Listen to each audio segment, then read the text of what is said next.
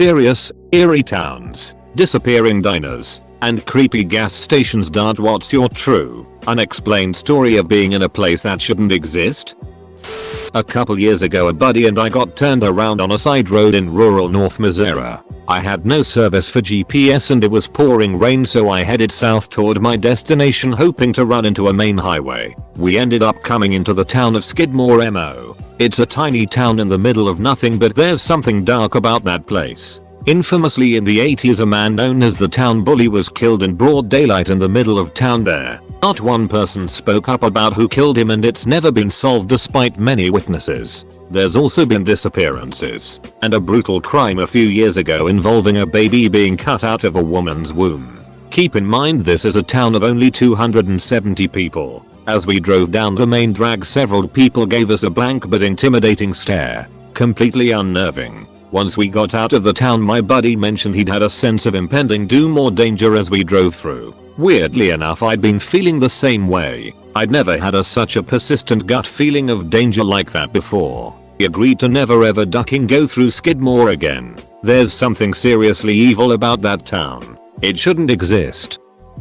By my hometown there was a hiking trail that people went to very infrequently. It was along the side of the Niagara Escarpment, so it had some climbable cliffs and some very shallow caves that you could crawl around on. I went with some friends when I was 19/20 and we were crawling around and found a cave that went pretty deep. We had never been in there before, had never even seen it before. So we pushed forward and decided to check it out even though we had no flashlights, and this was when cell phones didn't really have a flashlight function. We stepped into the cave and it was easily 20-30 degrees cooler than outside. Upon looking around with which light we had, we noticed it was really clean inside the cave. As in it didn't have beer cans littered everywhere like all the other small caves did. While in there we got a really eerie feeling after being in there shortly. Hearing weird and strange things. Feeling like we were being touched, poked and pulled, and not having any way to figure out who was doing it because it was too dark. We were just using lighters to see what was around us.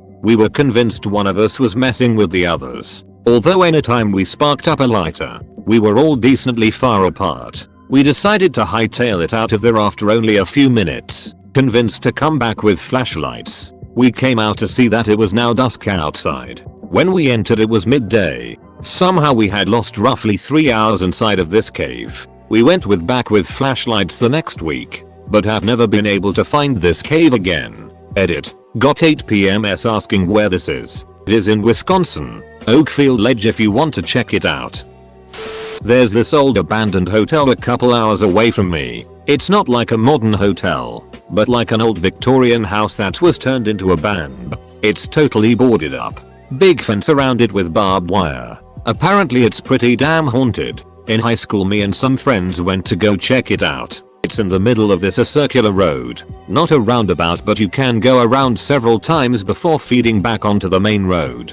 It takes about 90 seconds to go around this circle. Anyway, the first time we drive through all the shades on the windows are drawn. We drive around again. Only half of the shades are drawn. The next time we drive by all the shades are open. We drove around one last time and all the shades were drawn again. We freaked out and drove the hell out of there. In the interior of BC I spent a lot of time exploring in the truck.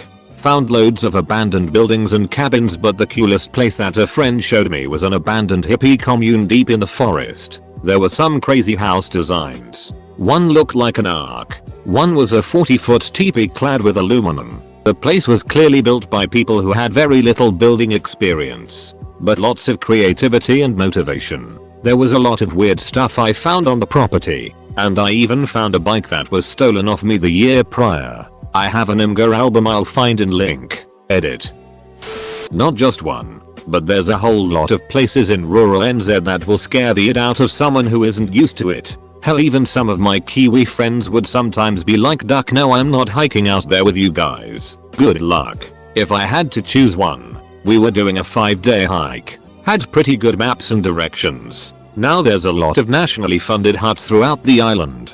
Very well marked. We found this one random hut that was definitely not on the maps, with a bunch of older guys just hammered partying inside. And this was way out of where these guys could have just walked up from town to party in for the afternoon. No gear whatsoever. Just the craziest looking 60+ guys hammered in this random unmarked cabin. When we came back by later, the place was absolutely empty and musty. So they packed up their trash and stuff, but it still seemed all gross and dirty. We were all kind of baffled. Did we actually meet all these crazy hillbilly old men partying in the middle of nowhere? They obviously weren't going up there to clean it up.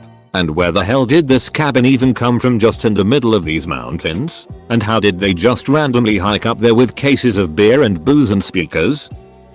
Many years ago, my family and I moved from California to Nebraska. I was still a young kid, probably 5-6 years old. We were driving through Nevada and shortly after Las Vegas, and we needed to stop and fuel up.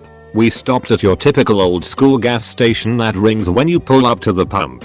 I don't remember it that well, but my dad told me it looked normal. He got out to stretch while my mom went inside to pay for gas. My mom said that when she walked in, the gas station had quite a few people inside, despite us being the only car there. When she walked up to the counter to pay for gas, everyone turned to her and the lights went out. She ran outside where my dad witnessed everything and helped her into the car, and we sped off down the interstate, not caring whether we ran out of gas or not. To this day, my mom says that's one of her scariest encounters because she can't explain or figure out exactly what was going on. And yes, we found a better gas station down the road and made it to Nebraska. My grandparents had a big farm when I was growing up, and all of the grandkids would help work it over the summer when we were out of school. Anytime we saw a rabbit, we were supposed to get it with the hoe or grab the shotgun. I was around 12 or so when I saw a little rabbit in the beans, and I didn't want my grandfather to see it, so I tried to chase it off. Followed it into the brush on the land, and for whatever reason I just kept following it because usually I'd lose sight of them pretty quickly once they hit the brush. Kept following until I found what was clearly an old barn ruin. These are pretty normal to happen upon where I'm from, and they're fun to look around inside. So I went in. It was weirdly kept up really well with antique tools in great shape and fresh hay. I worried I had crossed into our neighbor's property, so I hightailed it out of there. I asked my grandfather about it, and he said our land went way far past what I had described, and I couldn't have left our land in the short amount of time I was gone. So he followed me out there and we couldn't find it. I checked every summer I worked there and never found it again. Not creepy, but it always drove me crazy where that stupid barn went. 20 some odd years ago, I took my kids and parents on a driving trip through the eastern coast of Canada. My dad, who was currently driving, decided to take this Aussie shortcut off the main highway down a dirt road. About 5 minutes down this road, things go eerily quiet. We should be able to hear birds, the trees rustling, cicadas, yet nothing. It was too quiet. Dad starts slowing down. I am busy looking at the map. I know where we turned off and there was no designated road on our map. I'm worried that I can't find it. I look up from the map as I have realized nobody is talking. Everyone is looking out their windows. There are little stick people and stick designs hanging from the trees. Some are just shapes and others are more intricately made, dangling, swaying slowly. Between this and the fact that it was dead quiet, I made an instant decision and told Dad to turn around and leave as quickly as possible. I felt a huge pressure in my ears, like they needed to be popped. Mom had goosebumps and my dad said we were just being silly. He obliged and got us out of there.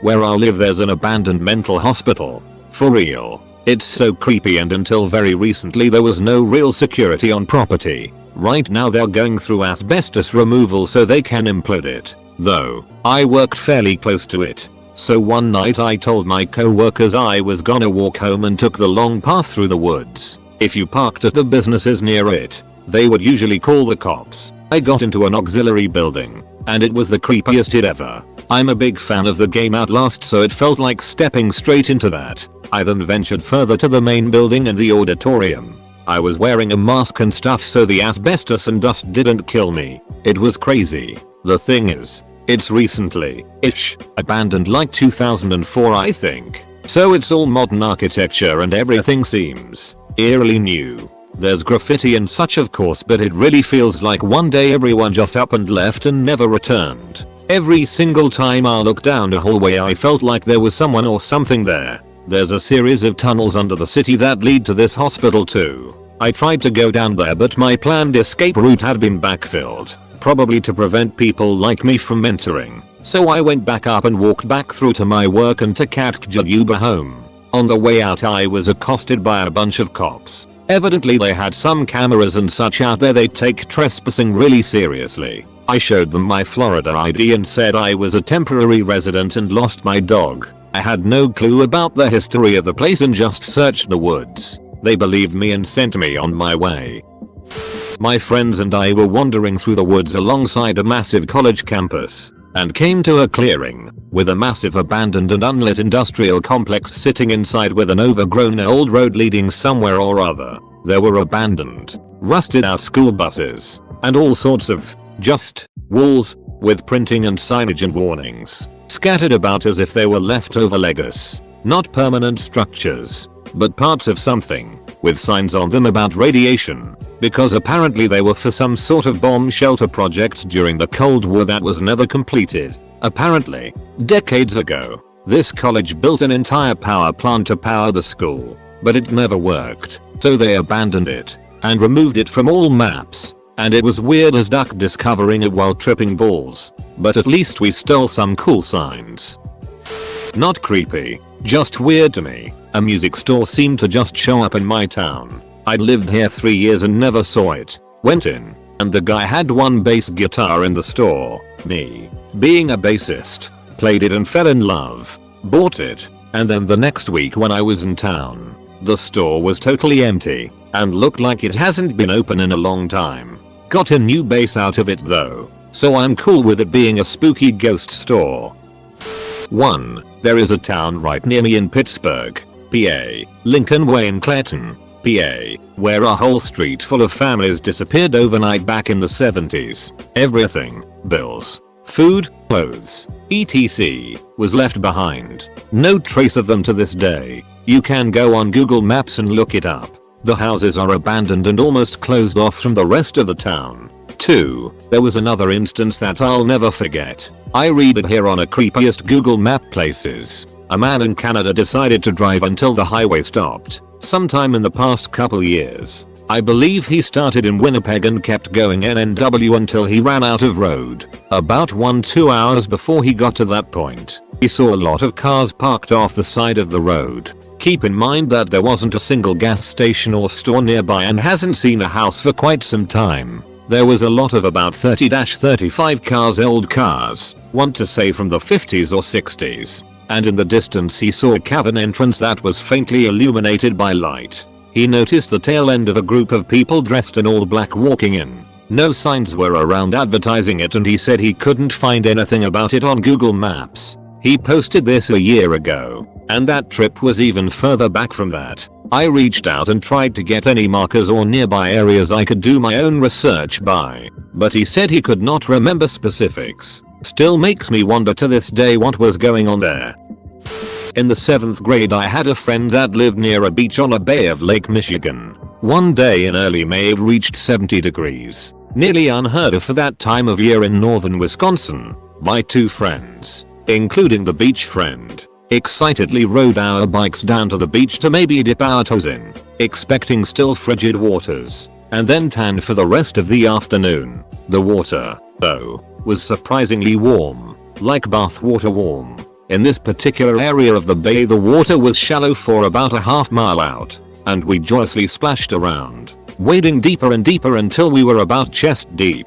As we dunked each other and swam with abandon I started to feel sick. Bad headache, nausea, wobbly. Just then, my other 2 friends mentioned that they also felt sick. We headed back to shore, nearly crawling by the time we got out. The 3 of us collapsed under a tree and fell asleep for 2-ish hours. When we woke up we talked about how weird it was. I dipped my toe back in the water and it was freezing cold. To this day I have no idea what was in there. I do know that there is a chemical plant in town that used to manufacture things like Agent Orange, and that their practices were known to be less than environmentally conscious. I have never touched that water since.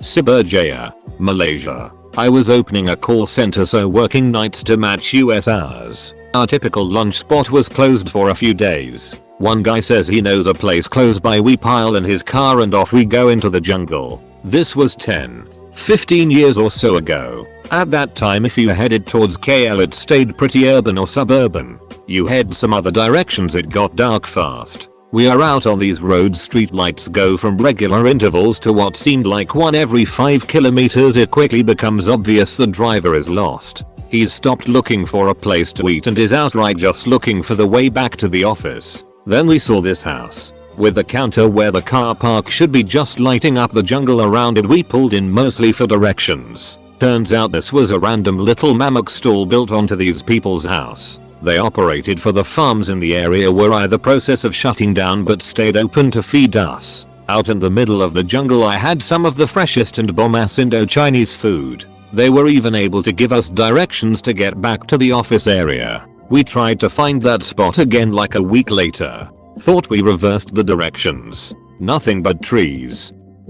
Once, as a kid, we were driving back from a family vacation down in Georgia. Pretty mundane, as we had gone there often to visit family. We had been driving for a while and it was about time to pull over for a food and bathroom break. The next exit had plenty of stores on the interstate sign, so we got off to check it out. When we pulled off the exit, we got a look at the area and it was surreal. Everything was just in ruins. The Taco Bell, the gas stations, all of them were shredded piles of rubble. Also, there wasn't another soul around, aside from a couple cars that had the same thought as us. The last few days there had been some bad storms, so we assumed a tornado had rolled through, but still, it was crazy to see. We were just kind of in awe for a few minutes. I had never seen devastation like that up close in person. I'm not sure if this counts. Driving down to Florida through rural Georgia. My husband and I were hungry and needed to go to the bathroom. I have no idea where we were, but it was one of those long stretches of absolutely nothing that you come across in the southeast sometimes. So we were glad when we saw a gas station at an exit. If I remember correctly, it was the only thing there. We got out of the car and noticed that there were a lot of people in the parking lot, not doing anything, just parked around the edges of the building talking and letting little kids run around. But they didn't seem to be part of a traveling group, if that makes sense. They just seemed to be hanging out. We got a very weird vibe, because they all seemed to look at us as we got out of the car and went inside. No one was inside the store at all. So we went to the bathroom and were looking at the food for sale when everyone, and I mean everyone that had been outside, poured into the building all at once. Even though we were hungry, we got weirded out and left without buying anything. To this day I have no idea where we were and why that one gas station was the only building in the middle of nowhere. I later described it as feeling like one of those places in a movie where people wander into a place and get chased through the woods and eventually eaten by the townspeople. So, my best friend and I are driving from Texas to Kansas City. We wanted to pick up some taco cabana for a friend in KC on the way back. So we wanted to find the closest one to KC. Google Maps says there is one on the way, just like 2 hours away from home. Score, right? Wrong. When we get close, it is near 2 AM. We have been driving all day. We are tired. Google Maps tells us to get off the highway. So we do. It drives us through a small town. Christmas lights and banners hanging. Street lights on and everything, holiday levels of cheer. Apparently the place isn't in the town, which is kinda ducky. But hey, fast food Tex-Mex. We keep driving. The roads get dodgier and dodgier, until Google Maps has us turn down a literal dirt road, another mile or so in, and Google Maps calmly says, "You have arrived at the destination." We are surrounded by trees on all sides. It is pitch black. It is getting foggier by the second. I turn the car around and GTFO. We can't cancel the Google navigation, but instead of saying rerouting, that cold robot voice just keeps repeating, "Turn back, turn back, turn back." I have to figure out how to get back on the highway, and it is made all the harder by the sudden death of the town. The lights are gone. The buildings are closed down and run down. Everything that had been alive 10 minutes ago was rubble and regret. My friend is losing it, thinking we have entered Silent Hill. I am furiously driving, watching blankets of fog roll in behind us at every intersection. At last, I find the on-ramp and get back on the highway. Sometimes I want to go looking for that town. Most days, though, I am smarter than that.